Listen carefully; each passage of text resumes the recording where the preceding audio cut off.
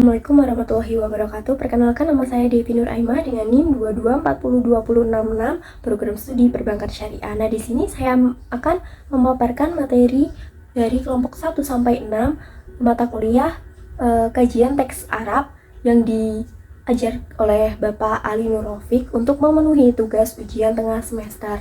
Nah, langsung saja materi yang pertama yaitu Al-Toharoh atau bersuci begitu. Nah, bersuci merupakan bagian dari prosesi ibadah umat Islam yang bermakna mensucikan diri yang mencakup secara lahir dan batin. Nah, kedudukan berfungsi ini dalam hukum Islam itu termasuk ilmu yang dan amalan yang sangat penting. Nah, terutama karena di antara syarat-syarat salat telah ditetapkan bahwa seseorang yang akan mengerjakan sholat diwajibkan bersuci dari hadas dan suci pula badan, pakaian, tempatnya dari najis. Dalam Quran surat Al-Baqarah ayat 222 ini yang artinya sesungguhnya Allah menyukai orang-orang yang tobat dan menyukai orang-orang yang mensucikan diri. Nah, bersuci hukumnya wajib bagi seorang muslim yang akan melaksanakan sholat.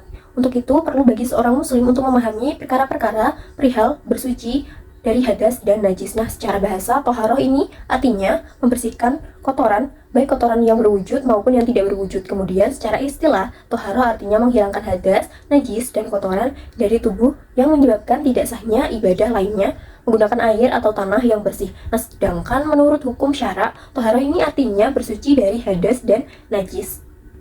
Nah, macam-macam air ya dan pembagiannya.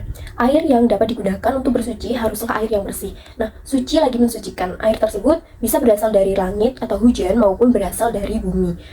Air tanah dan seperti air tanah dan air laut yang masih murni dan belum pernah digunakan atau bukan bekas pakaian atau bekas cucian gitu. Nah, jika ditelaah dari jenis-jenisnya, air yang bersih, suci, lagi mensucikan ada 7 jenis yang itu. Yang pertama, air hujan, lalu ada air laut, air yang berasal dari lelehan atau salju, air embun, air sumur atau mata air, air telaga, dan yang terakhir yaitu ada air sungai. Nah, sementara itu selain jenis-jenis air menurut hukum Islam, air itu sendiri dibagi menjadi 4 golongan, yaitu yang pertama ada air mutlak. Nah, air ini dapat pula disebut sebagai air murni karena hukumnya suci dan mensucikan, tidak makruh untuk digunakan bersuci.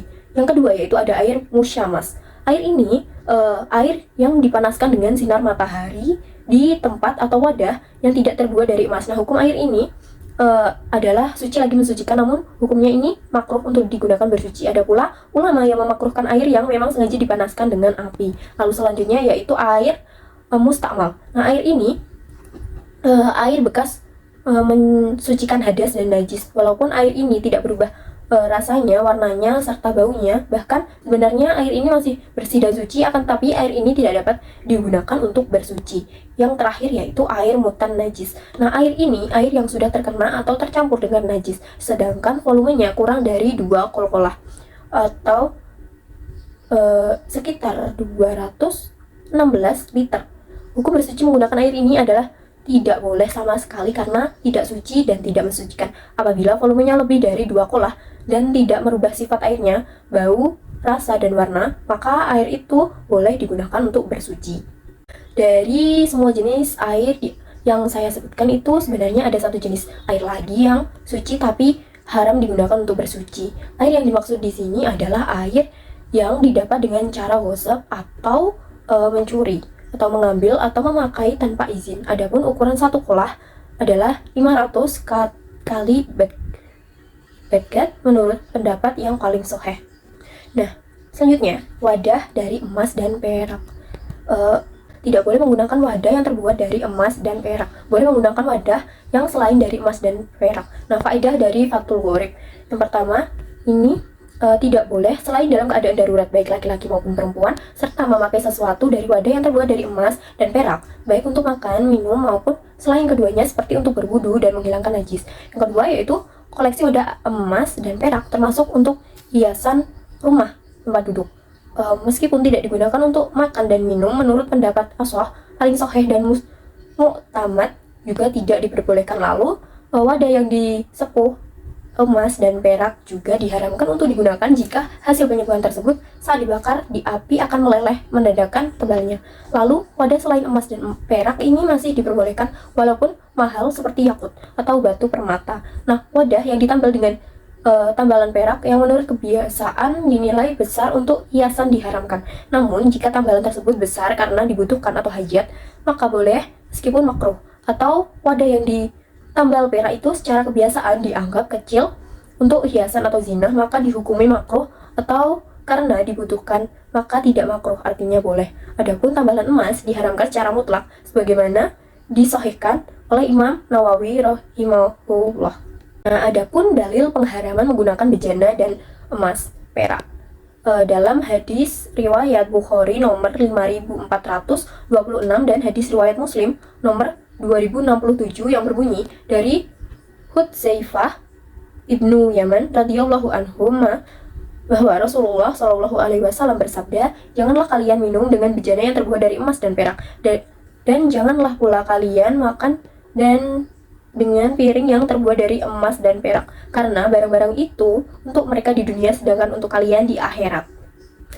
Lalu hukum siwak atau bersikat gigi. Nah, bersiwak ini disunahkan dalam segala keadaan kecuali setelah tergelincirnya matahari bagi orang yang berpuasa. Nah, bersiwak ini sangat disunahkan sekali dalam 3 hal, yaitu yang pertama ketika bau mulut berubah karena sudah terlalu lama tidak makan maupun minum, dan selainnya sebagainya.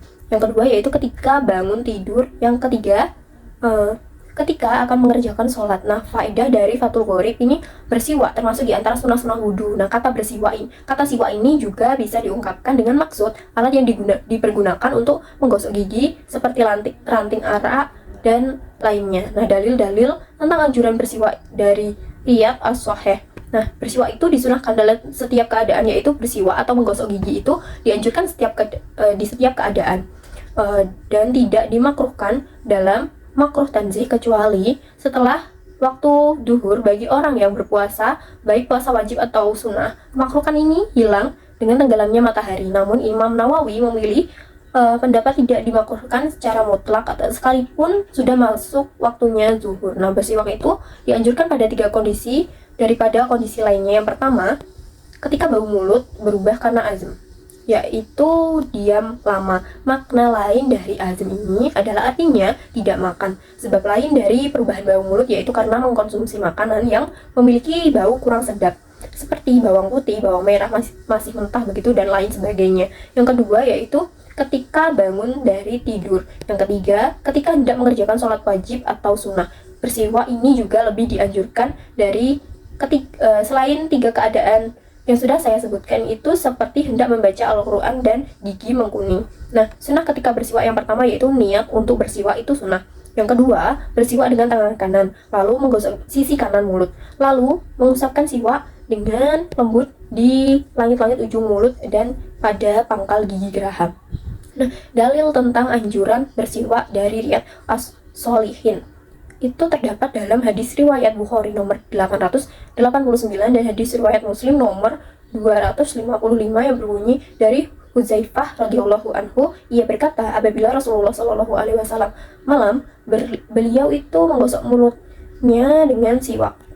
Lalu terdapat dalam hadis riwayat Muslim nomor 746 yang berbunyi, Aisyah radhiyallahu anha berkata, kami biasa menyiapkan siwak dan air untuk bersuci Rasulullah Shallallahu Alaihi Wasallam. Allah lalu membangunkannya sesuai dengan kehendaknya pada waktu malam, maka beliau bersiwak, berwudu dan melakukan sholat. Lalu terdapat dalam hadis Bukhari nomor 888 yang berbunyi, Anas radhiyallahu anhu berkata, Rasulullah Shallallahu Alaihi Wasallam bersabda, aku perbanyak atau anjuran untuk kalian tentang bersiwak.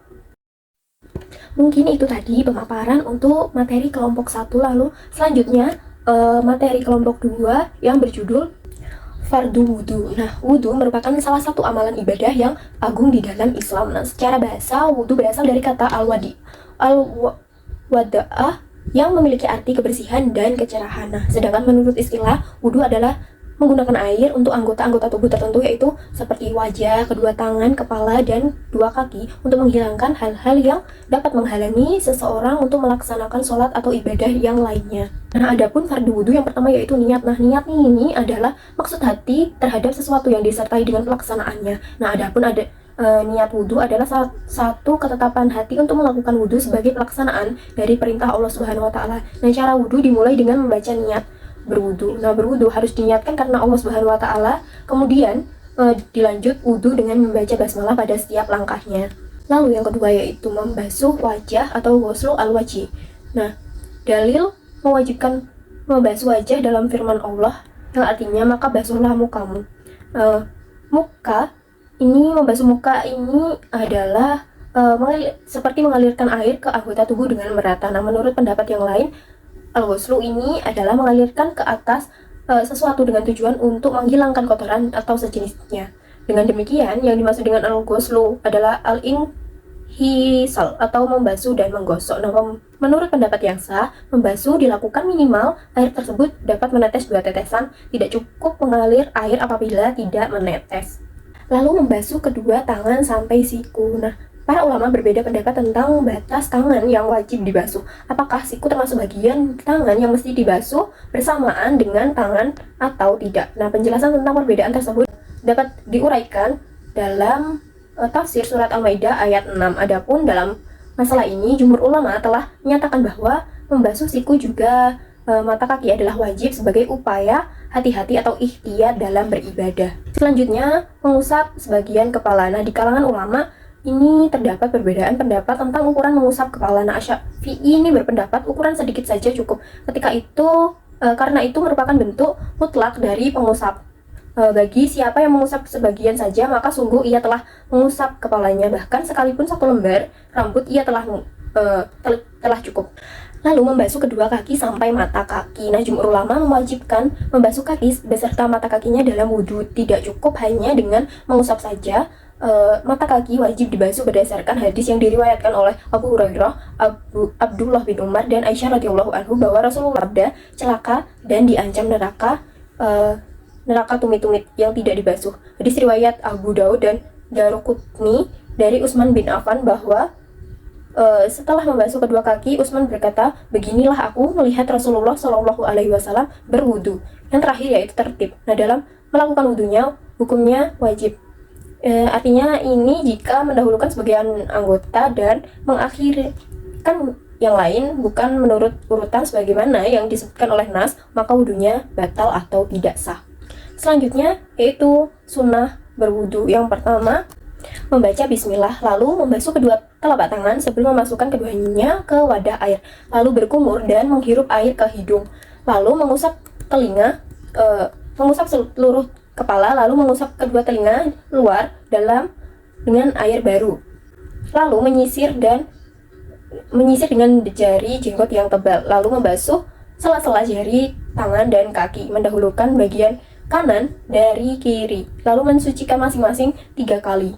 Nah, adapun perkara yang membatalkan wudhu yaitu yang pertama, sesuatu yang keluar dari kemaluan, lalu tidur dalam keadaan tidak duduk dan hilang akal, lalu sentuhan kulit yang bukan mahram, lalu menyentuh kubul dan menyentuh dubur. Nah, perkara yang mewajibkan mandi yaitu keluarnya mani dari salurannya, lalu masuknya penis ke dalam vagina walaupun tidak keluar mani berdasarkan hadis yang diriwayatkan Muslim dan lainnya dari Nabi Shallallahu Alaihi Wasallam yang artinya jika seorang suami berada di atas istrinya dan kedua kemaluan telah bertemu, maka dia diwajibkan mandi. Maka berdasarkan hadis ini, mandi diwajibkan bagi kedua belah pihak dengan terjadinya jima walaupun tidak keluar mani, dan berdasarkan ijma para ulama tentang hal tersebut. Yang ketiga yaitu termasuk perkara yang mewajibkan mandi menurut para ulama adalah masuknya Islamnya seorang kafir. Nah, jika seorang kafir masuk Islam maka dia wajib mandi karena Nabi Shallallahu Alaihi Wasallam memerintahkan sebagian orang yang masuk Islam untuk mandi. Akan tapi banyak ulama yang berpendapat bahwa mandi bagi orang yang baru masuk Islam ini adalah sunnah bukan wajib, karena tidak terdapat riwayat yang menukilkan dari Nabi Shallallahu Alaihi Wasallam bahwa beliau memerintahkan mandi bagi setiap yang masuk Islam. Maka perintah tersebut dipahami sebagai sunnah untuk mengkompromikan sebagai berbagai dalil. Yang keempat yaitu orang mati wajib dimandikan kecuali orang yang mati syahid dalam peperangan. Yang kelima yaitu haid dan nifas. Nah, itu tadi pemaparan untuk kelompok yang kedua atau makalah yang kedua. Selanjutnya yaitu kelompok yang ketiga atau makalah yang ketiga yang berjudul mandi sunnah sampai macam-macam mandi sunnah.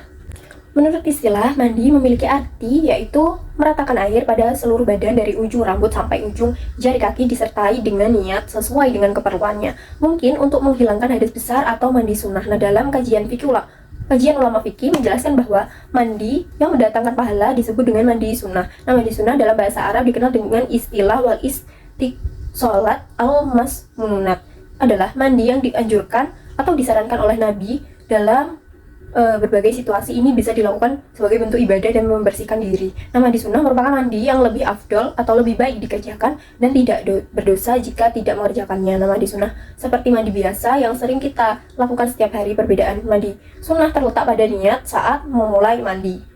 Nah, hal-hal yang mewajibkan mandi ada 6 macam, 3 untuk laki-laki dan 3 untuk perempuan, yaitu yang pertama persetubuhan, yang kedua keluarnya mani atau sperma, yang ketiga mati, serta 3 untuk perempuan lainnya, yaitu yang pertama haid, yang kedua nifas, lalu yang terakhir yaitu melahirkan.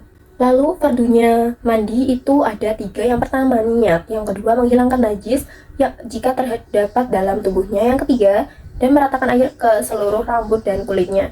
Nah, penjelasannya yaitu yang pertama niat. Niat merupakan rukun seluruh ibadah. Nah, hal ini berdasarkan hadis yang berbunyi sesungguhnya setiap amalan itu sesuai dengan niatnya. Lalu mengenai wajibnya menghilangkan najis yang ada di badan. Bukhari meriwayatkan Al-Maimunah radhiyallahu anhu tentang mandinya Rasulullah SAW. Beliau membasuh kemaluannya serta najis dan kotoran yang mengenainya. Nah, hadis ini dinyatakan sahih oleh Imam Nawawi dalam kitab-kitabnya. Dia mengatakan bahwa menghilangkannya cukup dengan cara membasuh untuk menghilangkan hadas. Nah, pendapat ini yang dipegang. Jadi, menghilangkan kotoran sebelum menuangkan air ke badan adalah sunnah atau al-iqna.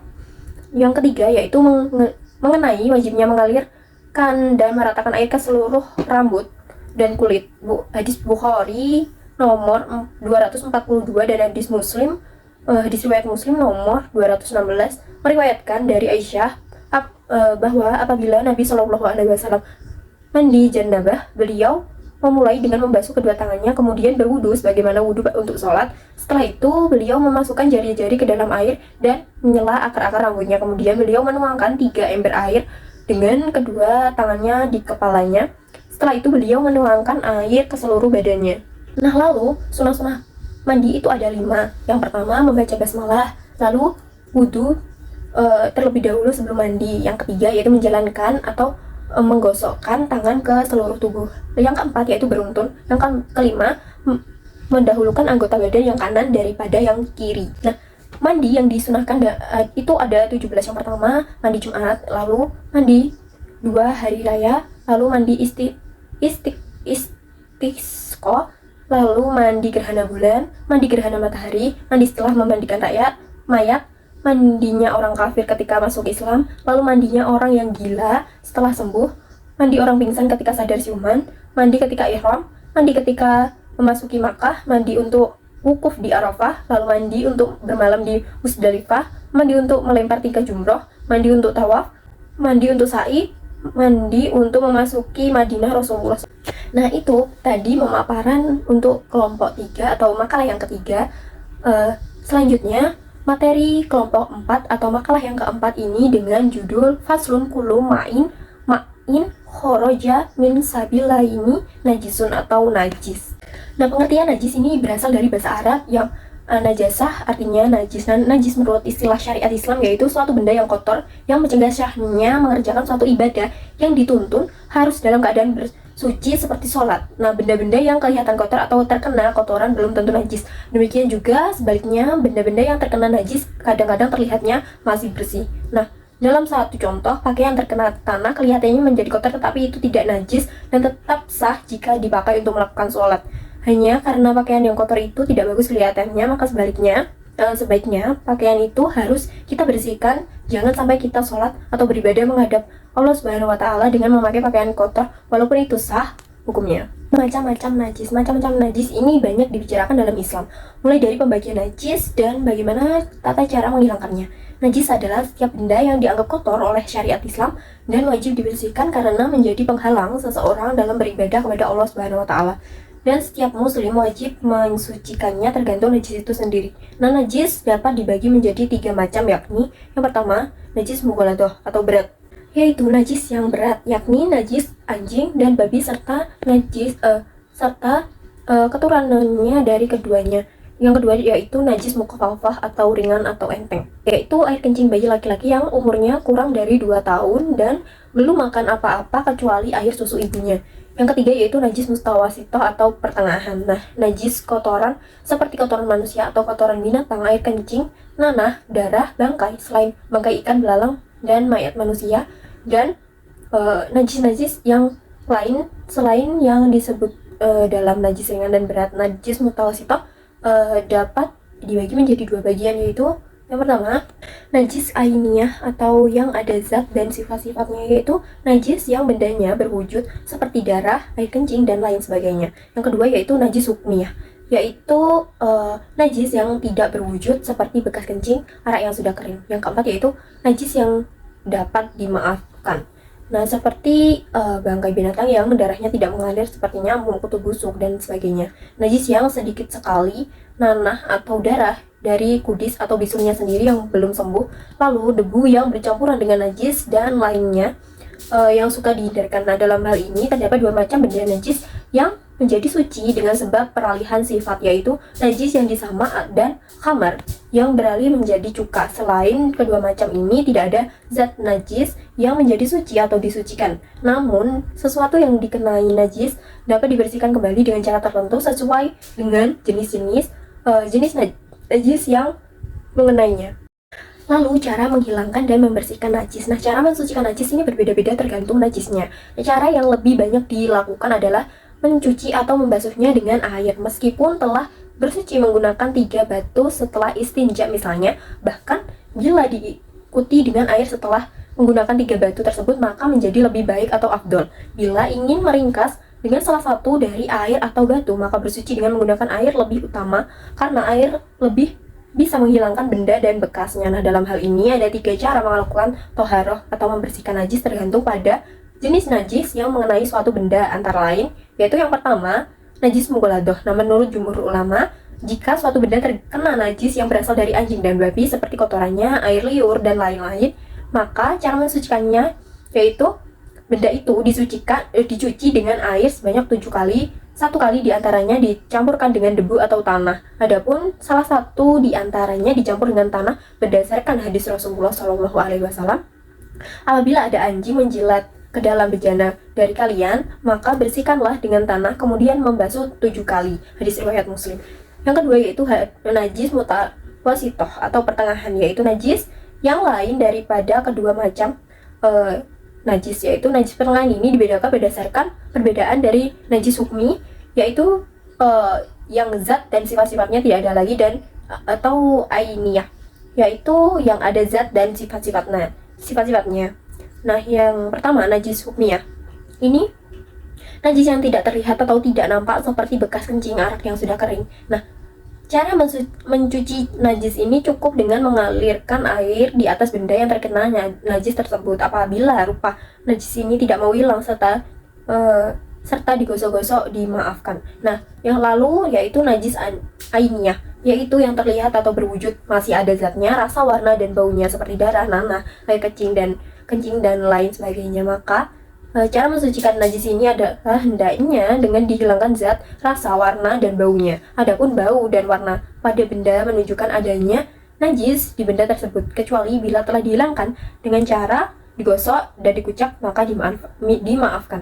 Pendapat ulama mazhab tentang benda mengkilap keras dan kedap air terkena najis mutawasitoh dengan air, antara lain yang mazhab Syafi'i berpendapat tidak boleh jelasnya benda mengkilap keras dan kedap air yang terkena najis walaupun belum kering, hukumnya itu najis hukmi. Pendapat tersebut tidak sepenuhnya tepat karena sesungguhnya najis aini pendapat tersebut dimaksudkan untuk mengcounter pendapat yang menyatakan bahwa untuk mensucikan cukup dengan diusap. Nah, pendapat Imam Nawawi dalam kitab Raudatul Al-Talibin menyatakan, saya berpendapat bahwa menurut pendapat mazhab Syafi'i ini, jika najis terkena benda mengkilap keras dan kedap air seperti pedang dan cermin, tidak bisa suci, hanya diusap dengan harus disiram dengan air. Lalu yang ketiga yaitu najis mukhafafah atau ringan, misalnya seperti kancing bayi laki-laki yang belum memakan makanan selain ASI. Cara untuk menghilangkan najis pada kencing bayi itu cukup dicipratkan dengan air pada pakaian yang terkena kencing bayi laki-laki jika ia belum mengkonsumsi makanan atau najis mukhafafah. Nah, jika bayi laki-laki ini telah mengkonsumsi makanan, maka pakaian yang terkena air kencing itu harus dicuci. Sedangkan jika bayi itu perempuan, maka pakaian yang terkena air kencing harus dicuci baik ia sudah mengkonsumsi makanan atau belum. Nah, adapun macam-macam air yang boleh dipergunakan untuk bersuci itu ada 7 macam. Yang pertama, air langit, lalu air laut, air sungai, air sumur, air sumber, air salju atau es, air embun. Kemudian macam-macam air ini terbagi dalam 4 bagian. Yang pertama, air suci dan mensucikan atau air mutlak. Lalu air suci lagi mensucikan tetapi makruh penggunaannya, yaitu air yang terjemur matahari atau air musyammas. Lalu air suci tetapi tidak mensucikan, yaitu air mustakmal. Lalu air yang bernajis atau mutanajis. Nah, di samping keempat air ini yang disebutkan para ulama sepakat tentang kebolehan bersuci dengan daun dan batu ketika beristinja, yaitu ketika luarnya baik air kencing maupun feses selagi najisnya wajar. Demikian halnya mereka juga sepakat untuk disyariatkannya bersuci dengan tanah sebagai toharoh hukumnya atas sucinya khamar menjadi cuka. Nah, itu tadi pemaparan materi untuk makalah yang keempat. Lalu selanjutnya yaitu materi makalah yang kelima, yaitu kitab bab sholat sampai syarat sholat.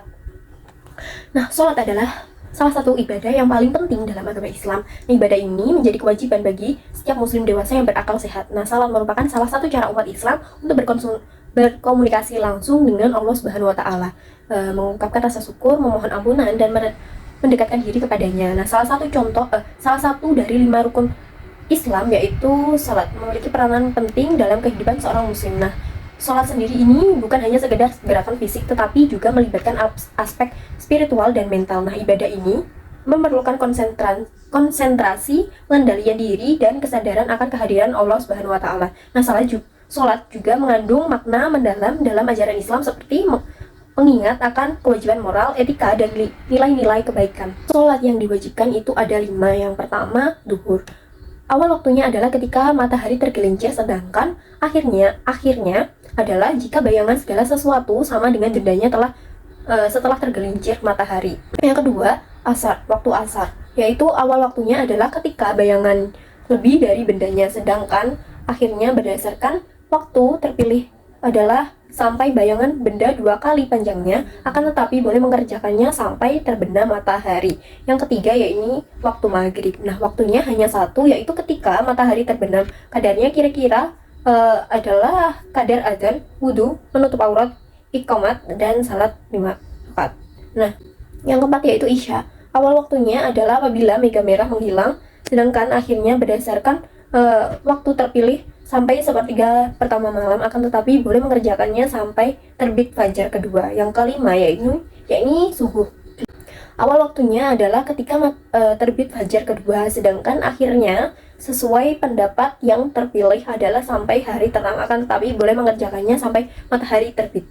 Hadis yang mengungkapkan kelima waktu sholat ada hadis yang diriwayatkan oleh Muslim nomor 614 dan selainnya dari Abu Musa al-Asy'ari radhiyallahu anha dari Rasulullah Shallallahu alaihi wasallam bahwa seseorang mendatanginya untuk bertanya tentang waktu sholat, tapi beliau tidak menjawab apapun. Nah, Abu Musa al-Asy'ari radhiyallahu anhu melanjutkan ceritanya bahwa Rasulullah Shallallahu alaihi wasallam melaksanakan sholat subuh ketika fajar telah menampakkan sinar sehingga sebagian orang hampir melihat sebagian lainnya. Kemudian beliau memerintahkan untuk azan, lalu melaksanakan sholat duhur ketika matahari tergelincir. Ketika seseorang berkata ini adalah pertengahan siang, padahal beliau lebih mengetahui pada mereka. Kemudian beliau memerintahkan untuk azan untuk melaksanakan sholat asar ketika matahari meninggi. Kemudian beliau memerintahkannya untuk azan, lalu melaksanakan sholat maghrib ketika matahari terbenam. Nah, kemudian beliau memerintahkan untuk azan, lalu melaksanakan sholat isya ketika semburat merah telah menghilang. Kemudian beliau mengakhirkan sholat subuh pada besok harinya, sehingga ketika beliau selesai, seseorang berkata matahari telah terbit atau hampir terbit. Kemudian beliau mengakhirkan sholat zuhur sampai dekat dengan waktu sholat waktu sholat asar yang kemarin. Kemudian beliau mengakhirkan sholat asar sehingga ketika beliau selesai, seseorang berkata matahari telah merah. Kemudian beliau mengakhirkan sholat maghrib sampai waktu hilangnya semburat merah. Kemudian beliau mengakhirkan sholat isya sampai awal sepertiga malam. Kemudian ketika berada di pagi hari, beliau memanggil seorang yang bertanya dan bersabda, waktu di antara dua waktu ini. Nah, matahari yang tergelincir maksudnya adalah condong dari tengah langit. Ada beberapa hadis yang menjelaskan hal-hal global yang ada di dalam hadis ini atau menambahinya dalam pembahasan selanjutnya. Nah, syarat wajibnya sholat ini ada 3, yaitu Islam, akil balik atau berakal sehat, itu adalah batas mulainya kewajiban atau taklif. Adapun sholat sunnah ada 5, yaitu Idul Fitri, Idul Adha, gerhana matahari, gerhana bulan. Sholat istisqa, adapun sholat sunnah yaitu sunnah rawatib yang bersamaan dengan sholat fardu, ada 17 rakaat, yaitu 2 rakaat sebelum sholat subuh, 4 rakaat sebelum duhur, 4 rakaat setelah duhur, 4 rakaat sebelum asar, 2 rakaat setelah maghrib, dan 3 rakaat setelah isya dengan salat witir ganjil dengan 1 rakaat terakhir ada 3 sholat sunnah muakkad, yaitu sholat malam, sholat duha, dan sholat tarawih. Nah, syarat-syarat wajib sholat adalah syarat-syarat yang harus dipenuhi oleh seorang muslim sebelum melaksanakan sholat. Jika syarat-syarat ini tidak terpenuhi, maka sholatnya belum wajib dilakukan. Atau syarat-syarat wajib sholat ada 3, di antaranya tadi beragama Islam. Ini adalah syarat utama yang membedakan antara muslim dan non-muslim. Syarat-syarat sholat sebelum melakukannya itu ada 5 hal. Yang pertama, sucinya anggota badan dari hadas dan najis. Yang kedua, menutup aurat dengan pakaian yang suci. Yang ketiga, bertempat pada tempat yang suci. Lalu yang keempat, mengetahui telah masuknya waktu sholat. Yang kelima, dan menghadap kiblat. Nah, diperbolehkan salat tidak menghadap kiblat. Kemungkinan 1, sholat dalam keadaan diliputi perasaan sangat takut, merasa tidak aman karena perang atau yang lainnya. Yang kedua yaitu sholat sunnah dalam keadaan berkendara di waktu berpergian. Nah, itu tadi pemaparan materi untuk kelompok 5 atau makalah yang kelima. Nah, selanjutnya yaitu materi kelompok 6 atau makalah yang ke-6, yaitu rukun-rukun sholat. Nah, rukun-rukun sholat atau fardu sholat ini ada 18 yang terdiri berdiri apabila puasa, takbiratul ikram, membaca al-fatihah dengan basmalah, ruku, tumakninah dalam ruku, bangun dari ruku, itidal atau berdiri setelah ruku, tumakninah saat itidal, sujud dan tumakninah saat sujud, duduk di antara kedua sujud dan tumakninah, duduk terakhir, dan tasyahud atau tahiyat saat duduk terakhir, membaca sholawat pada Nabi saat tahiyat akhir, salam pertama, niat keluar dari sholat, tertib sesuai urutan rukun. Nah, keempat mazhab utama dalam fikih Islam yaitu mazhab Hanafi, Maliki, Syafi'i, dan Hambali sepakat bahwa rukun sholat terdiri dari 6 rukun sholat. Yaitu pertama ada takbiratul ikram. Nah, apabila seseorang telah berdiri tegak sambil menghadap ke arah kiblat, maka mulailah melakukan takbir, yakni dengan mengangkat kedua belah tangan selaras bahu dengan jari-jari terbuka agak rapat antara satu sama lain, kecuali ibu jari berdampingan dengan telinga dihadapkan ke arah kiblat sambil menyebut kalimat Allahu Akbar yang diiringi dengan niat. Ini adalah perbuatan hati. Al-Khadiyat juga menyatakan bahwa hikmah dari orang yang memusatkan hati dalam sholat adalah agar mereka bisa merasakan kebebasan Allah Subhanahu wa Ta'ala, melayaninya dan berdiri di hadapannya untuk mengisi hati dengan rasa keagungan dan kemuliaannya. Ini bertujuan untuk mencapai khusyuk dan menjauhkan perasaan main-main dalam ibadah. Yang kedua ini adalah berdiri bagi yang puasa. Nah, berdiri tegak bagi individu yang mampu adalah rukun yang telah disepakati oleh para ulama dan 4 mazhab utama. Mereka juga sepakat bahwa berdiri tegak adalah wajib dalam sholat fardu bagi individu yang mampu. Yang ketiga yaitu membaca Al-Quran. Nah, setelah doa iftitah, sholat dilanjutkan dengan membaca surat Al-Fatihah. Nah, pada setiap rakaat membaca surat Al-Fatihah adalah wajib. Nah, jika seseorang dengan sengaja meninggalkan membaca surat Al-Fatihah dalam 1 rakaat, maka sholatnya dianggap batal. Dalil untuk membaca surat Al-Fatihah dalam sholat adalah yang artinya tidak sah sholat bagi mereka yang tidak membaca Al-Fatihah. Hadis riwayat Bukhari dan Muslim. Yang keempat yaitu ruku. Setelah membaca surat Al-Fatihah dan surat pendek lainnya, langkah selanjutnya yaitu melakukan ruku. Ini dilakukan dengan mengangkat kedua tangan setinggi telinga atau bahu sambil membaca Allahu Akbar. Kemudian badan dibungkukkan dengan memegang lutut dan pastikan punggung dan kepala itu sejajar atau rata. Nah, ini adalah salah satu gerakan penting dalam sholat. Selain itu, mata tetap memandang ke arah tempat sujud atau kaki. Terdapat perbedaan di kalangan para ulama mengenai beberapa aspek seputar ruku dan dalam sholat. Nah, yang kelima yaitu itidal, atau setelah menyelesaikan ruku, langkah selanjutnya adalah melakukan itidal, yaitu bangkit berdiri tegak dengan mengangkat kedua tangan sehingga sejajar dengan bahu atau telinga dengan jari-jari sedikit terbuka seperti saat dilakukan saat mengucapkan takbiratul ihram sambil membaca tasmi atau sami Allahu liman hamidah, yang artinya Allah Maha mendengar siapa pemujinya. Yaitu perbuatan iktidal dianggap sebagai wajib menurut Imam Abu Hanifah, dan itu merupakan keharusan otomatis bagi seorang yang ingin memastikan kesahan sholatnya. Namun prioritas utama dari mazhab Syafi'i, Maliki, dan Hambali menganggap iktidal sebagai rukun sholat. Lalu yang keenam yaitu sujud 2 kali setiap rakaat. Setelah melakukan iktidal dan selesai membaca bacaannya, langkah selanjutnya adalah melakukan sujud. Nah, sujud merupakan salah satu rukun salat yang paling penting.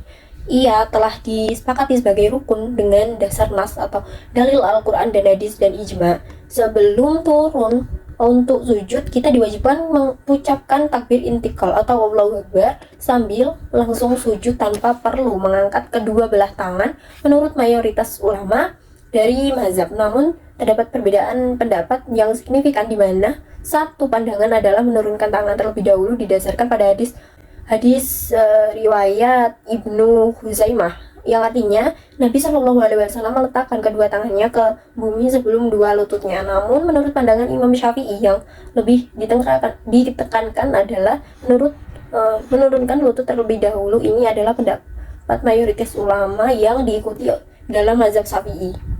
Lalu ada syarat wajib dan sahnya sholat. Nah, syarat wajib sholat ini ada 6. Yang pertama, beragama Islam, lalu balik, berakal, lalu suci dari haid dan nifas, lalu sampainya dakwah Islam, dan sehatnya indera. Nah, syarat sah sholat itu ada 5, yaitu yang pertama, mengetahui masuknya waktu sholat. Dalam hal ini mengetahui secara yakin ataupun berdasarkan dugaan. Jika seseorang ini sholat tanpa didahului usaha mengetahui masuknya waktu sholat, maka sholatnya tidak sah meskipun pada kenyataannya sudah masuk waktu sholat. Lalu yang kedua, menghadap kiblat, yakni menghadap ke fisik Ka'bah secara yakin jika tidak ada penghalang antara dirinya dan Ka'bah, dan menurut perkiraan jika ada penghalang. Selanjutnya itu menutup aurat. Nah, menutup aurat saat sholat ini di tempat yang sunyi ataupun yang lainnya. Aurat laki-laki adalah antara pusar dan lutut, sedangkan aurat perempuan khusus ketika sholat adalah seluruh badan kecuali wajah dan telapak tangan. Selanjutnya yaitu suci dari hadas dan suci dari najis. Nah, perkara yang membatalkan sholat. Perkara yang membatalkan sholat ini ada 11. Yang pertama yaitu perkara yang disengaja, lalu gerakan yang banyak, hadas atau kecil dan besar, adanya najis, terbukanya aurat, berubahnya niat, membelakangi kiblat, makan, minum, terbahak-bahak, dan yang terakhir yaitu murtad. Nah, mungkin itu tadi pemaparan materi yang bisa saya sampaikan dari kelompok 1 sampai materi kelompok 6. Sekian dari saya. Wassalamualaikum warahmatullahi wabarakatuh.